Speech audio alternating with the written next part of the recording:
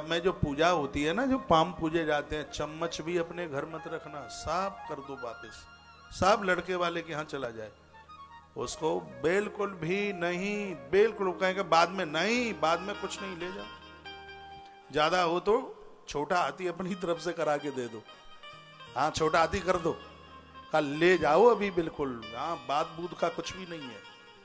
ये आपके बर्तनों में मिले, आपके सामान में मिले, बिल्कुल जरूरत नहीं है, दे दो, बिल्कुल उसी समय दे दो, अपने यहां रखना ही नहीं है बिल्कुल भी। और मैं बहनों को बोलना चाहूंगा, ससुराल की कोई भी चीज अपने पियर में लेके मत आना। आजकल बेटियों की, बहनों की धरोहर इधर ही होती है, मम्मी के बटुआ में।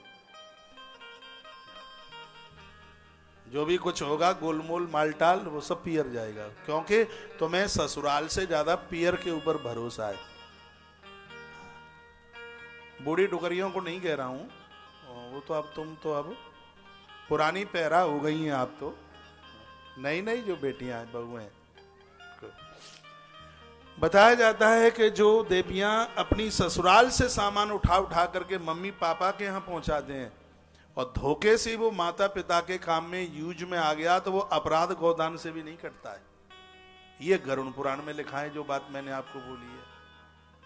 कोई सामान नहीं दे। देखो एक बात मैं और निवेदन करूंगा आपको, भाई नहीं है या भाई ने माता पिता को अपने आप से अलग कर दिया है, जिंदगी भर उसकी बेटी उसका लालन पालन, तीर्थ यात्रा, उसकी देखभाल करती है, उसके द्वारा किया गया यह कार्य किसी सोम यज्ञ से कम नहीं है।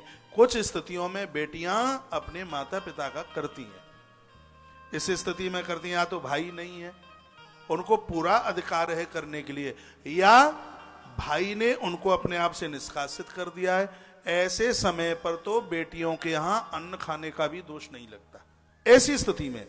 और वैसे बेटियों का यहां का खाया नहीं जाता। कुछ बातें हैं, जैसे बेटी के यहां का अन्न नहीं खाया जाता, कब तक?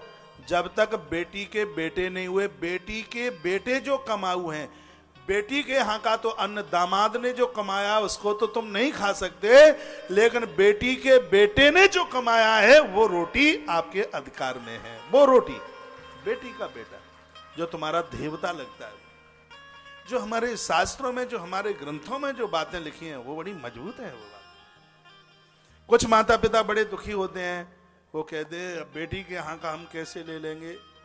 इन परिस्थितियों में बेटी के यहाँ का भोजन। और एक बात और मैं आपको निवेदन करूंगा, मान लिया जाए बेटी के यहाँ कोई मंदिर निर्माण का काम है, बेटी के यहाँ कोई प्राण प्रतिष्ठा हो रही है, कथा वार्ता हो रही है, ऐसा कोई फंक्शन, तो कभी वहां कोई प्रसाद लेने की, भोजन करने की जरूरत पड़ जाती है, तो उसको बेटी की रसोई समझ के नहीं, सत्यनारायण भगवान का प्रसाद मान करके उसमें ले सकते हैं आप।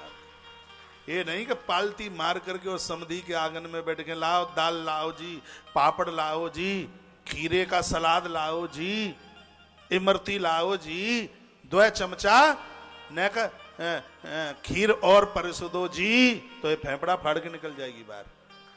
हाँ ये भी बात है, हमारे ग्रंथों में तो बड़ी सावधानी पूर्वक बातें आनंद कर दी हैं।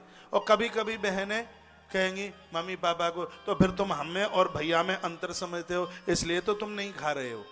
अरे तुम्हें तो उनका धर्म परिपक्व करना है। जनक राजा के यहां से जो भी हाथी घोड़े आए थे ना सीता माई के विवाह में, कथा आती है, तो उनको पानी के बाल्टा रखे गए सामने, वो तो थूतरा पीछे करके खड़े हुए हाथी घोड़े, वो तो पानी ना पिए, चारा ना खाए, पेट पीठ से लग गया। महाराज दशरथ ने सूचना जनक राजा के यहां भेजी, ये तो पशु पंछी कुछ खाते ही नहीं है, ये तो सब मर जाएंगे। जनक राजा की आंख में आंसू आ गए। उनको क्या लगा, मेरे यहाँ के जानवर भी कितने होशियार हैं, इनको पता है जानकी हमारी बेटी है और बेटी के यहाँ का तो पानी भी नहीं पिया जाता। जब तक वो पशु जिंदे रहे तब तक उनकी भोजन पानी की व्यवस्था जनक राजा ने अपने यहाँ से करी। वो संस्कृति थी। आज तो लली के यहाँ खा करके फिर 50 की नोट उसको देंगे कि देखो कितना सस्ता होटल है। उधर होटल वाला तो 50 रुपए में धक्का दे देगा, चल बोलते 50 रुपया दे तो आते हैं। बेटी के घर को होटल मत मानो। कोई दिक्कत है, कोई परेशानी, वो बात लगा। ये नहीं कि 4 किलोमीटर दूर आपका काम है, बाजार करबे को आए बुलंद शहर, क्यों भोजन कर ले। अरे पिंकी के यहाँ तो बड़ा आनंद आया, आज मलीदा गढ़े में मिला, बस अब तो खट्टी डकार आ रही है। और रोज पिंकी के यहाँ खाओगे तो दिक्कत होगी ना।